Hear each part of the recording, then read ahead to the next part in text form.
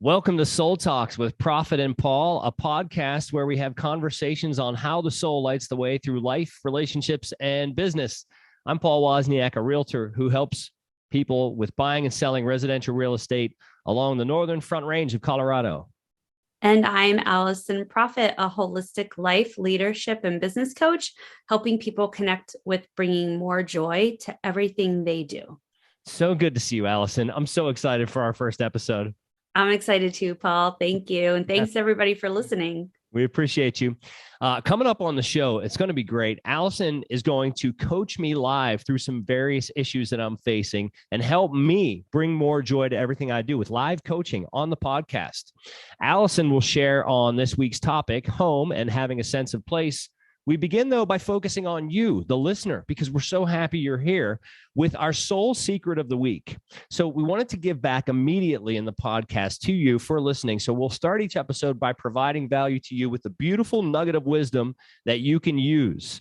We know that you will appreciate these applicable, actionable, and pertinent tips from Alison. So without further ado, here is... Oh, wait, Alison, can I use the sound effect? Can I use it? Yeah, okay. Let's do sound effects. Here is Alison Proffit and the soul secret of the week. That's so cheesy. I love it so much. That's why it's good.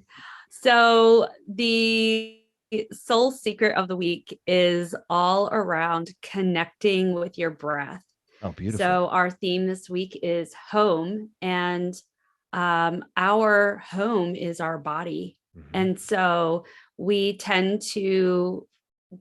breathe all day long unconsciously. It's how we stay alive. But when's the last time, and I'm going to have you do this with me, I'm going to guide everybody through.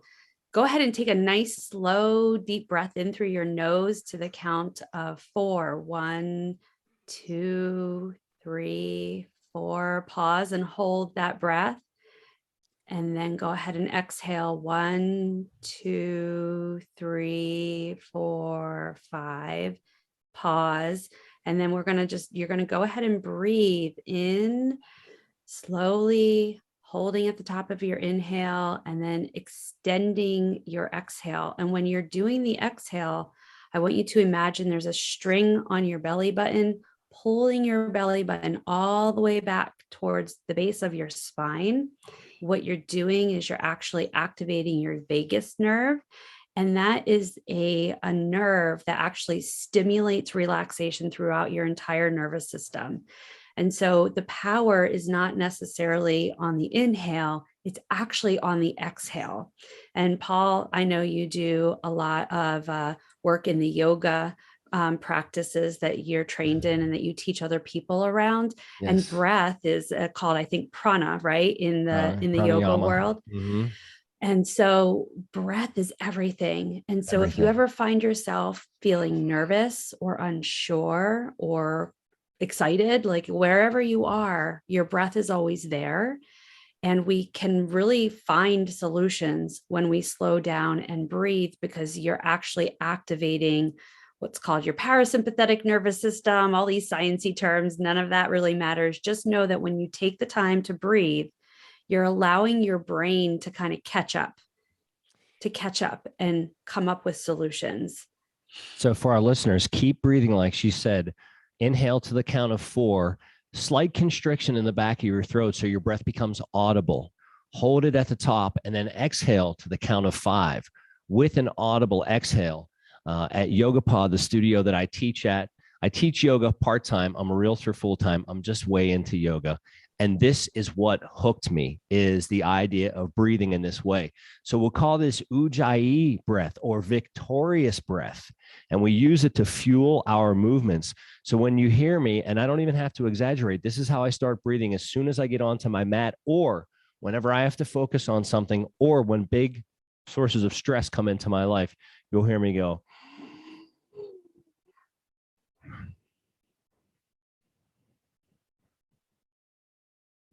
That's the Ujjayi breath, the victorious breath. And Alison, I loved your cue of bringing the belly button in, like a string is pulling your belly button toward the back of your spine. That's a beautiful cue. Yeah, thank you. And it can be, I mean, we breathe all day long, right? We breathe from the moment we're born, but we're doing it very unconsciously. So it's about shifting into a more conscious breathing, and doing that more often than not just allows you to get settled into being at home in your body. Absolutely. We breathe first whenever, so we're here on the podcast. If you've had some breakfast, Allison, that's all the food that you have until we get done with this podcast. I do have a cup of coffee, but I don't need it in order to complete the podcast. But we do need our breath at all times. And the breath is often something that I'll go back to and look to as a source of gratitude when things are going a little bit rough and I need to find something to be grateful for. I can always be grateful for my breath, because I'll tell you what, you can't take it away. As soon as the breath is taken away, we'll be making different plans to do something. Something beyond us. Plans will shift. So let's all breathe in to the count of 1, 2, 3, 4, and hold at the top. And then exhale audibly. If your neighbor was there, they'd be able to hear you breathing. And so hold. Good. So good. Inhale to the count of 4. 4. Hold. And exhale to the count of 2, 4, 5. Alison, you often start us off this way. This is the reason why you picked this for the very first Soul Secret of the Week. This is one of the most important things for you. Yes. Coming back to the breath is always how you just come home to yourself. Because if you're focusing on your breath, you don't have to focus on anything else. And it doesn't take long to just get calm through breathing. So yeah, now I'm ready. Let's do this. All right. Thank you, Alison, for the Soul Secret of the Week. Serve your soul and subscribe. Listen for new episodes on Sundays. We're going to release these podcasts on Sundays, every other. If we increase the frequency, we'll let you know. But check it out. Soul Talks with Proffit and Paul. New episodes on Sundays. Share, follow, like, please, and sign up on Spotify, YouTube, and wherever you get your favorite podcasts. Nothing we do happens in a vacuum, Alison. It requires support from good people and good companies. Can we take a moment to tell you about one of our show sponsors? Yeah. So my business Proffit Coach is one of the primary sponsors for this podcast.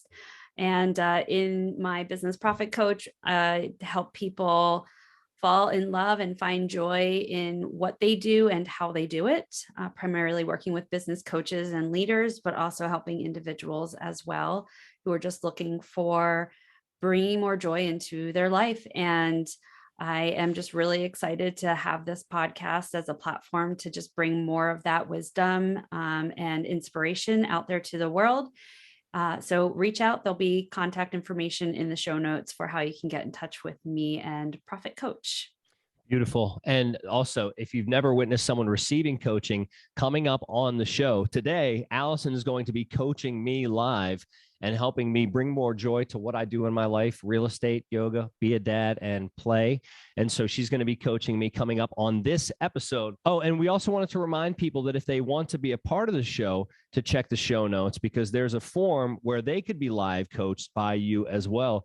Are you excited to have people on to kind of get to know them a little bit before the form, but give them a few minutes of your coaching? Yeah, the thing about coaching, if you've never been coached or seen somebody coached, it's really powerful to be able to watch somebody experience a breakthrough and uncover a solution to something that they feel maybe challenged on or stuck around. I've been coaching for my whole entire career. When I worked in HR, that was something I did in the corporate environment. Yeah. And now I get to do it through my business. And if you're like, well, why would I want to hear somebody else having themselves coached? Often you see yourself in other people, and you'll walk away with inspiration on how you might be able to apply some of the questions that get asked or some of the techniques that might get shared. Coaching is, it's not what I do. It's who I am. It's such a part of my who. And I just love the idea that, and this was Paul's idea. Paul was like, we should do live coaching on our podcast. And so I thought that was a really fun idea, and we can't wait to incorporate our audience into it as well. So yeah, definitely fill out the application, and we may be able to feature you for some live coaching. It takes a vulnerable person to step out there and put their stuff in the world, but it's powerful because you end up being witnessed and held and supported by all those people that are out there watching you and witnessing you. So yeah. And you and I will support them absolutely as well. And I think of what's going to be interesting about today's show, and what I find interesting whenever I am in the position to witness somebody else being coached or being helped, is I'm in a position of less pressure because I'm not the one being coached. So for all of you listening, as I'm being coached, you can kind of take the coaching, secondhand and go, oh, if that applies to me, I'm not like Paul having to face what I have to face. And I'm looking forward to it, but it is going to be really interesting coming up on today's show. So you can find that form in the show notes. I'm Paul Wozniak. She's Alison Proffit. This is Soul Talks with Proffit and Paul, conversations how the soul lights the way through life, relationships, and business. And it's time for our Soul Talk Spotlight. Our theme for the first 2 episodes is home. This week, Alison will share with us how she's found her soul's home, or what she calls her sense of place. Originally from Pennsylvania, like myself, she's from the east side, I'm from the west side, but she felt home for the first time ever when she moved to northern Colorado. We also have that in common, Alison. I did feel at home in PA, but when I moved to Colorado, it was just like, oh, love in heaven. But Alison, I can't wait to hear more about the story of how you arrived to this place where you feel at home wherever you are, and you have the enviable position of feeling a true sense of place. And I think it's somewhat serendipitous, though, that we're recording our first few episodes while you're in your original hometown in PA, Pennsylvania. So what does sense of place mean to you? yeah, there's a phrase that comes to mind that I think is applicable, and it's wherever you go, there you are. I think a philosopher said it, so Google it. You'll probably see who I said think it. it was a Southern philosopher. Wherever you go, there you are. That's what Maybe. it sounds like to me. But this idea of a sense of place, there's actually a story around it. So at the end of 2020, so actually, let me back up a little bit, because there may be people tuning into this show that don't know me, that haven't heard my story. So I worked in HR for 15 years. In 2016, I decided to pursue starting my own. I wanted to start a corporate coaching and consulting business, just taking what I was doing in the corporate world and just hanging my own shingle and doing it the way I wanted to do it, with who I wanted to do it with. And so I went through a coaching program. I was doing it to get a piece of paper so that I could go and get hired as an executive coach. And I didn't realize that I was coming home to myself. I realized that I had been wearing all of these different masks in every area of my life. So who Alison was at work was different than who Alison was in my marriage, was different than who I was with my family, was different than who I was with my friends. And I didn't actually really even know who I was. And if you just like take a breath and think about that and put yourself in that situation, like, do you really know who you are? Going through an experience where you're being challenged to identify that was a game changer. And I ended up going through that program. And a few weeks after I finished it, I was unexpectedly let go from my HR job. And I was fired. So we'll just call it what it was. I was fired, and I felt Terminated. at home. Yeah, I felt at home in my HR world. Like, I thought I was going to do that forever. And I ended up just kind of being in this place of like, oh, okay, maybe this isn't my home. Maybe I don't want to work in the HR field or in the corporate world. So that was really the first time that, it's kind of like one of the first God moments, I would say, that I really stepped into as part of my own personal development.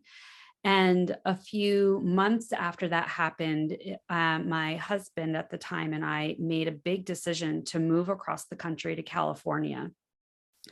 I had never lived more than 50 miles from where I was born. So the idea that like we were going to move across the country to live with a stranger to do a work exchange program, we literally were like, let's move across the country. We don't want to spend a lot of money to do it. Let's just go and explore and see if we like it. So we moved in with this lady. It was supposed to be for 4 months, and we were going to care for her horses and her dogs and her property. She traveled a lot for work. And we sold all of our stuff, and whatever we could fit into a car, we traded both our cars in and got a bigger car and packed all of our stuff in the car. And we drove off to California. And in my mind, I had expectations of this adventure. I had expectations of we would stop along the way and we would, it would be a great trip and all these things. And, for me, I had already come to this place that I would be okay and I'd be happy anywhere I was.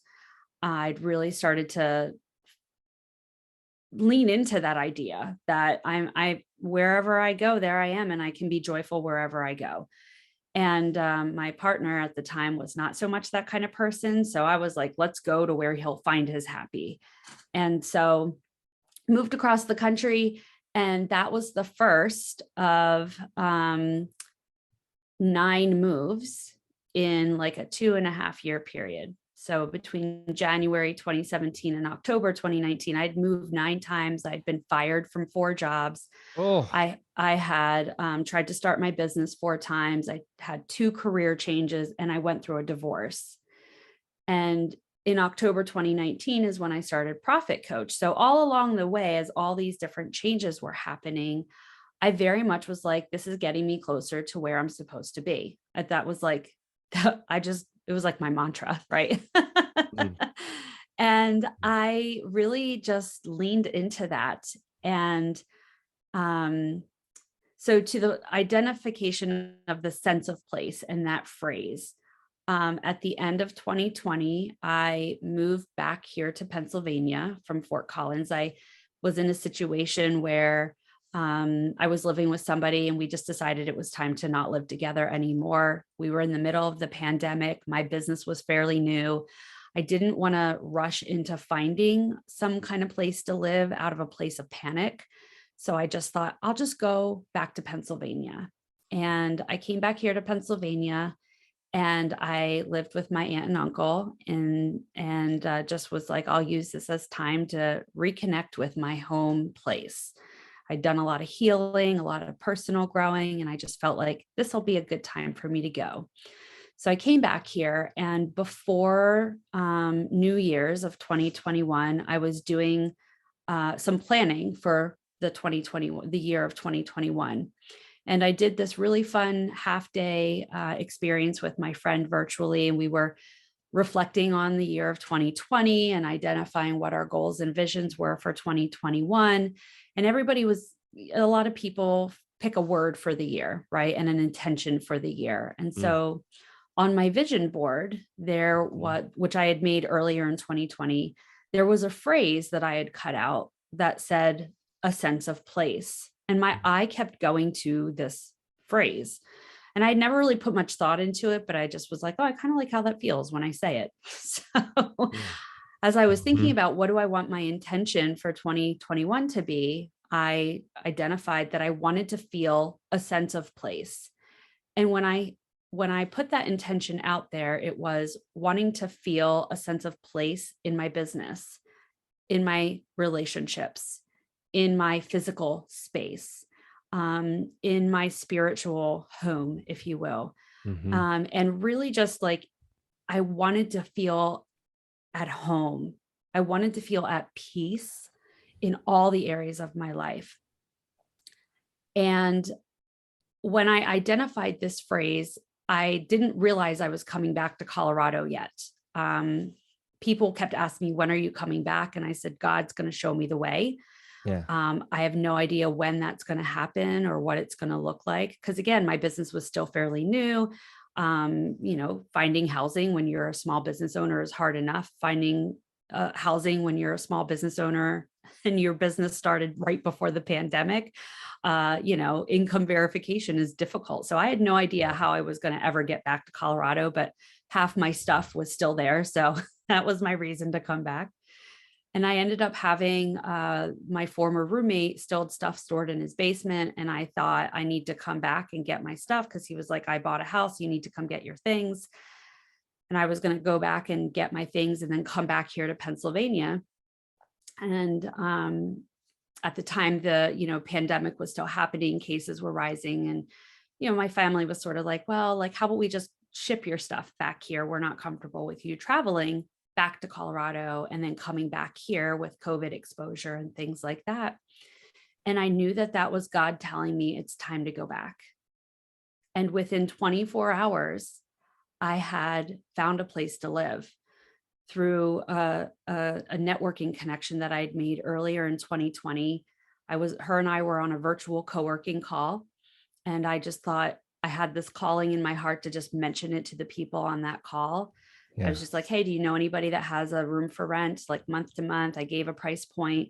And she was like, oh, I have 2 rooms for rent. Who's it for? And I was like, it's me. And she and I did a video tour of her house later that day. Like, she walked me around on our Zoom call, showed me all the places. We had this great conversation. And within 24 hours of finding out that I needed to move my stuff out of my former roommate's house, I had a place to live. Not only did I have a place to live, but where I'm staying with her, I also have an office. So I'm renting 2 rooms in the price point that I said. She didn't need a whole bunch of like down money or deposit money or security or anything like that. She just was like, I've been looking for a roommate for 18 months. I feel called that you're the person. And yeah.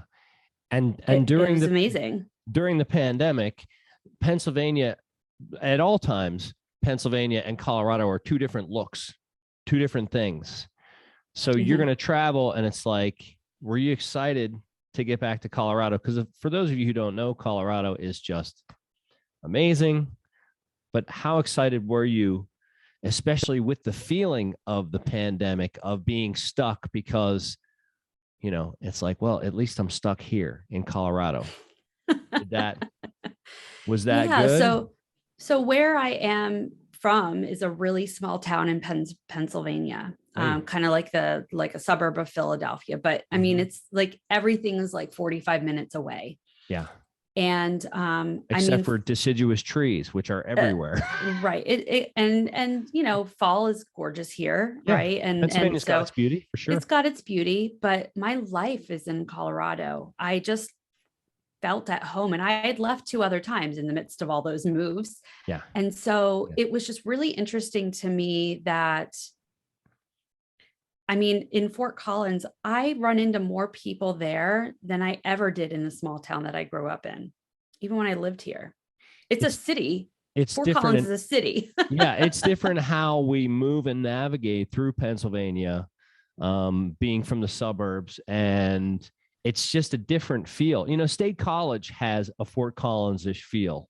I lived there for a while. It's similar, but my town is nothing like this. It's almost like, when you live in a suburb of Denver or something like that, because, it's so big. So Fort Collins is so much smaller, but we have all the amenities and all the things. And it's a different feel. Yeah. And then in 15 minutes, you're like in the isolated mountains and surrounded by the glorious nature that is Colorado. And so this phrase of sense of place, when I got back and I left Pennsylvania on New Year's Day for my trip across the country back to Colorado, I did it in 2 days. So it was like, I just drove, I slept, and then I drove, and I was there. And the minute I walked into my roommate's home, I knew I was home. And on my vision board, I don't have it here because it's back in Colorado right now, but the words, a sense of place, I had pasted that cutout from a magazine on top of a picture of a fireplace. And she has this gorgeous home. There's this gas fireplace in the living room that we have on all the time. It's literally like my vision board is my life now. It was crazy to me when I was hanging my vision board up in my office when I first moved there. I just remember sobbing because I thought, wow. And I just knew that she's also very she's a believer, and so my own journey into my spirituality and my faith has just really, really deepened. And so That's an interesting phrase. One that I have to admit I'm not a huge fan of, because believer in what? It almost feels a little bit like, if you know what we believe in, then you know, and if you don't, then you're excluded. I don't want to discourage you from using it, but I'm not on a podcast to sit here and agree with you all day, or sure. to not Yeah, no, elucidate totally. things. Yeah, no. So like, I think spirituality is a journey. Yeah. I think I mean, mine has been a journey. And I'm sure as we go into more episodes, we'll have conversations about faith and spirituality. Yeah. I was raised Catholic, and then I decided to move away from my religion. And then I went on this whole journey of like uncovering, like, what does a higher power mean and look like to me? I definitely know there's a grand overall design. There's something more than me and you and our egos driving things. There's all these different belief systems. And so, like, When you my say roommate is a when you say Christian. She believes yeah. in Jesus Christ. And so that's something that getting more just knowledge and insight from her lens about it has been interesting. It's opened me up to, going to the church I go to and just opening up my mind and exploring my beliefs. I think spirituality is something that is such a personal journey. You cannot compare yours to somebody else's. It's your relationship with your higher power, and then finding and identifying what does all of it mean to you, because it's your journey and your relationship with whatever it is that you believe in. We Yeah. don't want this is not a religious podcast, but it is, we want people to get curious about what role does that, do your beliefs play into your life? Doing life by ourselves is hard and scary, and we're not meant to. We're supposed to do things in community, and there is something more than us going on. I do believe. Those are my beliefs, and I've been on a windy road for all of that. But finding that sense of place of what it means to you, that's what we want to be here modeling Okay. for all of you. And when you say believer, and the reason why I ask is because we have listeners, and they might not know, or they might feel excluded, or you say it and you refer to me as a believer, because I am as well.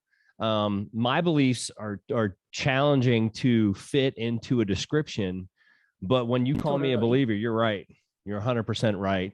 And I like to refer to, past counselors that I've had. I need a counselor who's a believer, because if my counselor or a psychotherapist or whoever I'm seeing, for me, if they just have science, they only have half the picture. If they just have religion and spirituality, they only have half the picture.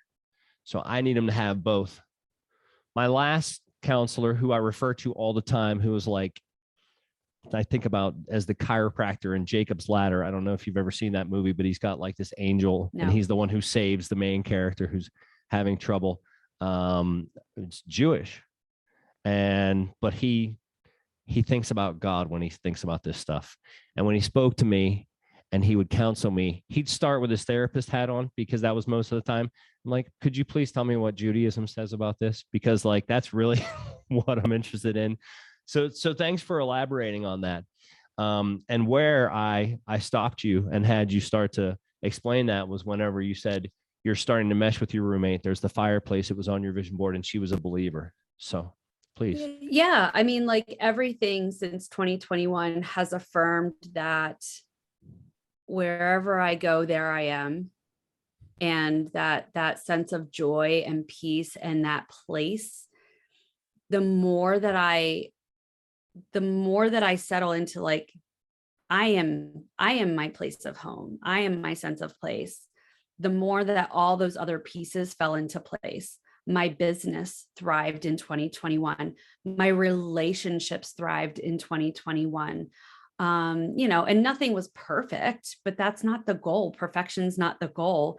When we release the expectation and can live so in the moment and be present, like right here with our breath, in our experience, forget about worrying about what everybody else is doing. The more I let go of all that and stopped looking outside of me for the best practices and all the best advice, it was like, well, what's good for me? Let me get quiet about that. Let me lean into just sensing it. That's just been home. Home is so unique to you. You can't look at what other people's definition of it is. And also know that it's always changing, and that's okay too. Yeah. Yeah. I'm Paul Wozniak. She's Alison Proffit. This is Soul Talks with Proffit and Paul, conversations on how the soul lights the way through life, relationships, and business. We're in our Soul Talk spotlight. Alison's talking about a sense of place, how she feels at home. And now, Alison, you're in a challenging situation at this point. You've traveled back to Pennsylvania, away from Colorado. You love Colorado, and I know that you kind of wish you were here. So how do you mobilize that sense of place and carry it with you where you are? Yeah, I love that question. So I am going to be here in Pennsylvania for at least a month and maybe a little bit longer, just depending upon, I'm dealing with some aging parent challenges. And so I brought the things that I know bring me joy. I brought my roller skates. I brought my rock climbing gear. I'm finding ways to integrate the things that I know that fill myself up with joy.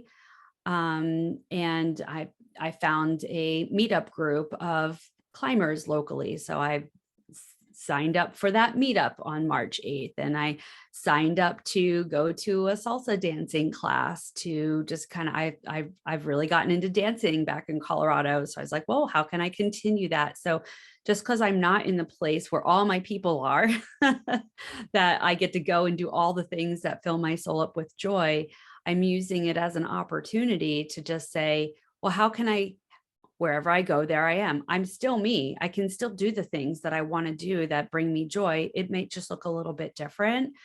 And it's also just making sure that, my work brings me joy. This podcast and the idea of doing it and the impact we're going to make through it brings me joy. So it's intentionally setting my life up, even though I also have these other things that I'm really wanting to pay attention to here in my family, because I want to show up in a way that is authentic to me in this family situation. And I want to be the daughter that, is demonstrating my love, not just from afar, but by kind of rolling sleeves up and digging into like really difficult things. Because just because we face challenges doesn't mean that we can't still be whole and happy. And sometimes I feel like people are quick to judge, like, oh, well, your life's just easy. And it's like, well, I don't know where that judgment comes from. Running a small business as a single woman is not easy. That's not easy, but there's a choice that I can make as to how I want to show up in the world and what I want my experience to be like, even though it's not easy. But I have so much that I can lean on. I can lean on my faith. I can lean on my friends, even though many of them are far away. My best friend lives in Las Vegas, and I had some things happen this weekend that were hard. And I called her at 2:30 in the morning and she answered the phone. Yeah. It's finding those people, even if they're not right here with you, they're here. And we can sometimes feel really alone when we worry about like other people, we're going to bother them. No, it would be more bothersome if you are going through something and they find out that you didn't reach out to them. Like, if you don't have those people in your life, then evaluate where is your sense of place within all of the relationships that you have. This is a topic we could talk for like 4 days around. So, but we want this show to feel like home to our listeners. We want you to see yourself in our stories. We want to hear about your stories. We want to give you little nuggets of like, oh man, I'm going through something hard too. What might I be able to do to look at it a little bit differently, to find some place of ease and joy and grace and love? So I think that's good for the spotlight, Paul, unless there's other things, but there's probably 4 days worth of conversation we could have around this. It'd be much like our first meeting when we were and I don't even know if we barely even touched on the idea of a podcast, but Alison spent 4 hours with me as I was in a tough spot at that point. And I mean, it was literally a 4-hour coffee. And God blesses you, Alison, and God blesses us with you. So thank you so much for sharing that. That was a beautiful Soul Talk spotlight and just a wonderful way to kick off episode 1 of our podcast. Thank you. Yeah, thank you. And we want you all to make sure that you are getting this, right? And that you show up. So we want, like, go serve your soul, subscribe, listen for our new episodes on Sundays, share this, follow it, like it, sign up on all the places that you get your podcast, Spotify, YouTube, wherever that is. And Paul, I'd love for you to just take a moment, because I know we're going to jump into, doing a little bit of live coaching on the spot, but tell our listeners a little bit more about what you do, because it does involve homes. Absolutely. Yes. I help people find their sense of place and their homes here in Northern Colorado. I am a realtor, AKA real estate agent with RE/MAX Alliance in Fort Collins, Colorado. And what I do is get to know what you need or what you have and help you buy it or help you sell it. I do it through clear, conscious communication with care, commitment, confidentiality where needed, but with complete commitment to you and your goals with what you need to get done. So if you need to buy a home or if you need to sell a home, I am the realtor to call.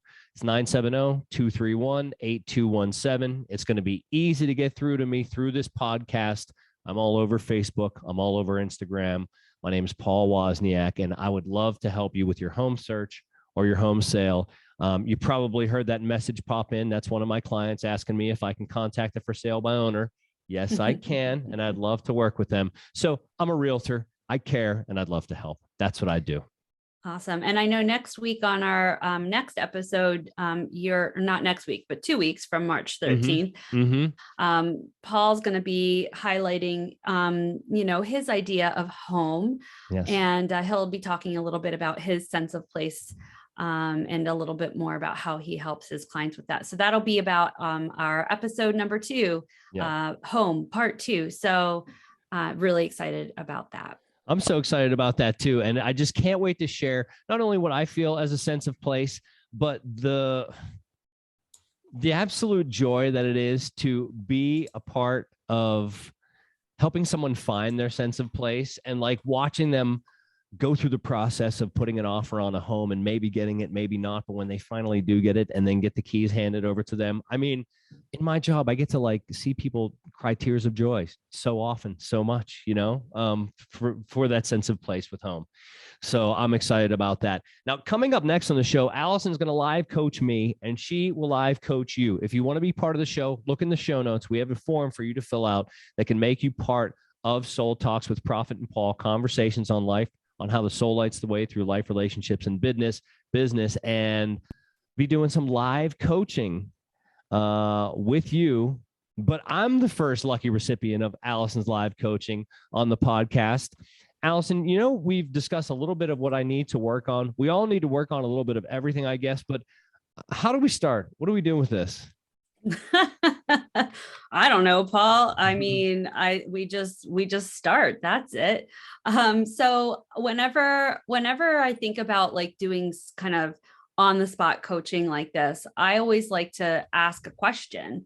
Okay. So when you think about what is something that you feel most stuck on, that working through it in this moment here would serve you the best? Consistent, reliable income as a small business owner and real estate agent.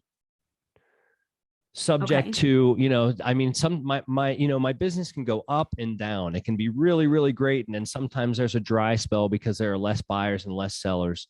The market's becoming more and more difficult. And I believe that my consistency of action my personal consistency maybe isn't where it needs to be, but I want my income to be consistent, reliable, and more steady. Okay. And so when you think about when you're at a place where your income is consistent, reliable, and steady, what's why is that so important to you? Because the inconsistency or the dry spells are so stressful and so challenging. And I also came, out of a career in media, and I was a salaried employee all my life. And then I set off to become, a realtor, which is essentially I'm self-employed and I run my own small business. But I just, I've never, I'm amazing with negotiating, helping people find properties, getting the properties under contract, listing and selling properties. But it's almost like the clerical administrative stuff is what I struggle with, and then my organization goes as a result. So I just want a sense of consistency and a sense of everyday purpose of what I'm supposed to do and knowing what I'm supposed to do. So when you think of the word consistency, how do you define the word consistency first? Let's start there. Consistency is something that occurs on a regular basis in a predictable way. Okay. And when you think about predictability, how do you feel about the word predictability? It makes me feel secure and safe. Okay. So in what other areas of your life or business or both do you feel security and predictability shows up? With the way that I parent my son, and with my yoga practice, and with mindfulness, and the way that I treat people. Okay. And if you had to dig into why those areas you show up predictably, what is it about those areas, yoga, parenting, mindfulness, that allows the predictability and the consistency to happen? Well, with parenting, it's because it's the most important thing to me. So there is no question of whether or not it's going to be predictable and consistent. It is. It's also easy because of what I have to do is pretty simple. I mean, it's very boilerplate. Wake him up on time, give him love, give him food, take him where he needs to go, then pick him up on time, love him, give him food, get him to bed. I mean, it couldn't be easier. There's challenges in between that he brings, but that's the job description. That's it. So it's simple. Yoga. Well, let's start with mindfulness and the way that I treat people. I, treat people the way that I want to be treated, and I try to do that at all times. Pennsylvania, I think, is one of the toughest places that you can come from, and it's not hard to find somebody that like you can tangle with in Pennsylvania, at least in my upbringing or where I'm from. So we were always kind of like ready to be like, oh, what do you want from me, kind of thing. And I've approached the world in a different way now that I'm older, and so the being mindful, being in my space, and like taking people for sort of according to the four agreements, not making assumptions about people, trying not to take things personally, being impeccable with my words. So like truly saying what I feel and what I'm thinking and doing my best. That is, it's an operating procedure for me. And then with yoga, I just love it. So it's easy to show up. I think that what the common theme with all of these is like the simplicity. I see parenting as simple. I see interacting with others as simple. I see yoga as simple. And I see real estate in my business as anything but simple. It seems so complicated. There's so many things. There's so many moving parts. Mm-hmm. So let's unpack that a little bit. So what is real estate? Let's just kind of start with the simple definition of like what is real estate? You mean what is actually real estate? Yeah. What is real estate? And then what is it? What is the role of a realtor? Real estate is land. Simply stated. Yeah, real estate is land and the improvements that are upon it. So any buildings that are on it. And then the role of a realtor is to protect the public of Colorado by helping them and enabling them to buy and sell real estate in a safe and contractual way that protects both the buyer and the seller and makes buying and selling real estate, which is super expensive, reliable and safe. Okay.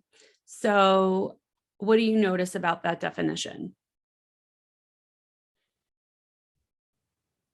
Reliable and safe. That's what I notice. Okay. What do you notice? Well, it's not about what I notice necessarily. Okay, okay, stop being the interviewer, Paul. Go ahead. So we've identified that simplicity is important. Yeah.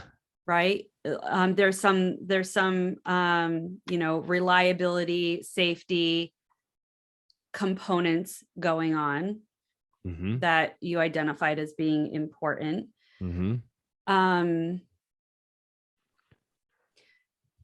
When you were talking about mindfulness and how you treat people and your son and yoga, love, it felt like there was love there. So where is love for you in real estate? Love is in my clients. I love my clients. Love is in helping them find what they want, being a source of a reduction of stress for them in the process, being the person that helps them through the stressful process, and then seeing the end result. It's just so wonderful. It's amazing. That's where the love is. Okay. So what could it look like for the tasks that you think are complicated, that you feel like you're not doing consistently? What could it look like for you to look through the lens of love for your clients? Like, how would that shift your approach to those things? You know, for some reason, I hesitate to reach out to past clients, but I love them. Like, I'm thinking about my buddy Jeremy.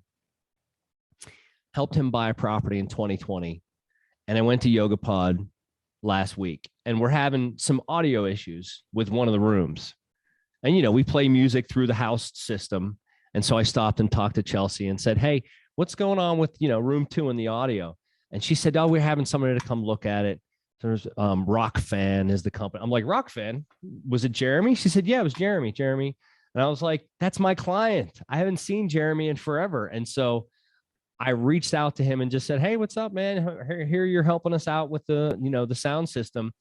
And when I think about Jeremy and I think about, the woman who just texted me, Lusan, and I think about Jill and Paulo and Cindy and Samantha and Bradley and on and on and on, all those clients, like, I become so happy. But for some reason, I don't know why I don't make the follow-up calls I want to, because I don't want to bother them. But I guess it would be so easy to inject love into those follow-up calls. Wow, Alison, this is good. That is powerful. It didn't take you very long to get me somewhere. Hire me at Proffit Coach. Go find me on social media.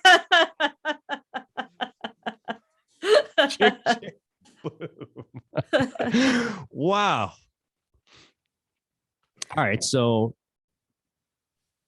can you make me love doing my taxes that much? So the thing about the things that you don't love doing is somebody else loves doing them. Yeah. There's somebody out there that loves taxes. Let them play in their joy by finding who that person is. It's not yours to keep them from shining their gifts into the world.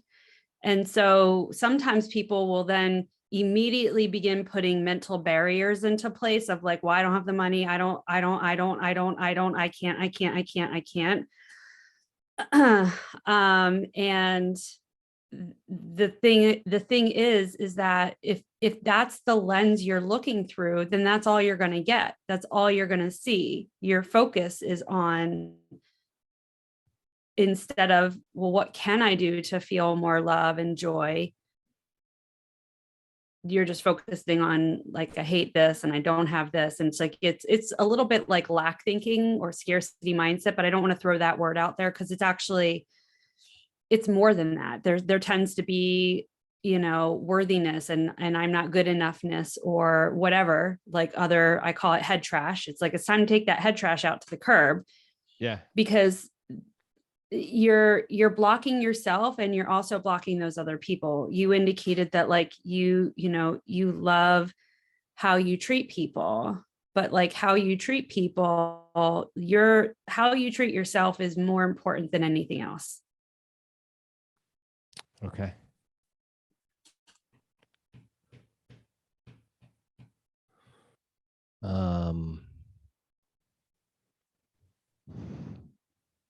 What else? I mean, that's pretty solid. What I was hoping for this segment, and what I would like, the reason why I would like people to fill out our form in the show notes and be part of the show, is because I haven't mentioned, but I spent 20 years on the radio. So I have investigated the idea of mass communication and what makes it great. And I do love the fact that everybody is making a podcast. I used to be a person who was the rare person who had a platform to communicate with a mass audience. Now everyone has it, and that's better. That's absolutely better. But I also wanted to make sure that I bring the values and the ideals that I developed over 20 years on the radio to this podcast. And the most important thing for me is that it benefits the listener. It's not a place for you and I to buddy and talk about ourselves and indulge our egos, but I want to give out on this podcast. And so Alison just took me to a really great aha moment in about 4.5 minutes. So please feel free to fill out the form on our show notes, because that was strong. I mean, that just makes me want to get off of here and get on the phone and call Jeremy rather than just texting him and to find the love. So the lesson is find the love in what I need to do, and find the love in my vocation, in my career, and in my occupation. Is that it, Alison? Yeah, that's it. And then the places where you feel that that's missing, then find the people that can fill those gaps in. Like, find a CPA that loves taxes. Okay. They're out there. Yeah, they are. Yeah. Huh. That's beautiful. Okay. Well, we got to wrap it up. So folks, please subscribe, listen for new episodes on Sundays, share, follow, like, sign up on Spotify. On Instagram, I'm at Paul Woz. I'm a realtor. I would love to help you. Alison? I'm at Proffit Coach, also the founder of the Soulful Entrepreneur Summit community. Check that out at getsoulfulsuccess.com. We run events throughout the month. Would love to connect with anybody who is seeking more joy and soulfulness in their life, in their leadership, and in their business. This has been Soul Talks with Proffit and Paul, conversations on how the soul lights the way through life, relationships, and business. Alison, I love you. Thank you very much for a great episode. Love you too. Thank you all so much for being here.